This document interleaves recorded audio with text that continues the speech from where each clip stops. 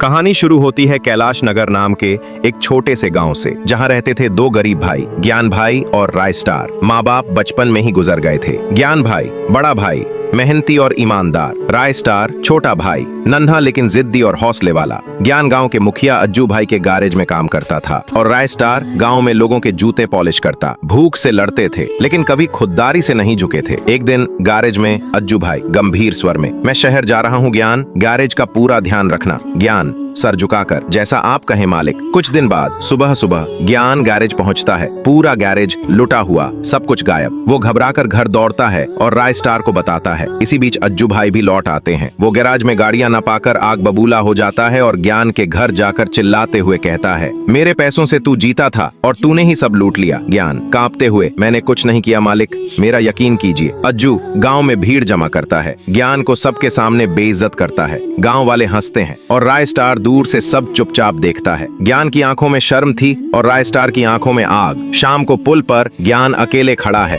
इल्जाम, बेइज्जती और दर्द सब कुछ भारी पड़ गया और फिर उसने छलांग लगा दी। गांव वाले उसकी लाश के पास खड़े थे और सब चिल्लाते हुए बोलते हैं, मर गया चोर साला। राय स्टार दौड़कर आता है, भाई की लाश के सामने घुटनों के बल बैठकर रो पड़ता है। एक दिन आएगा, यही लोग, यही अज्जू मुझसे भीख मांगेंगे। कुछ दिन बाद राय स्टार अब भी जूते पॉलिश कर रहा था। एक बूढ़ा आदमी बोला, एक जंगल है, वहाँ की एक गुफा में हीरे बिखरे हैं, लेकिन एक डरावना जानवर उसका रखवाला है। राय स्टार की आंखों में चमक आ गई। भाई की मौत ने उसे निडर बना दिया था। उसी शाम राय स्टार निकल पड़ा जंगल की ओर। बड़े बड़े पेड़, डरावनी हवाएं। राय स्टार गुफा में घुसता है। वहाँ एक विशालकाय जानवर सो रहा होता है। वो चुपचाप पीछे जाता है और हीरों का ढेर देखता है। वो शहर में जाकर उन्हें बेच देता है। 20 साल बाद राय स्टार अब करोड़पति था। बंगला, गाड़ियां, नौकर चाकर, लेकिन दिल अब भी खाली था।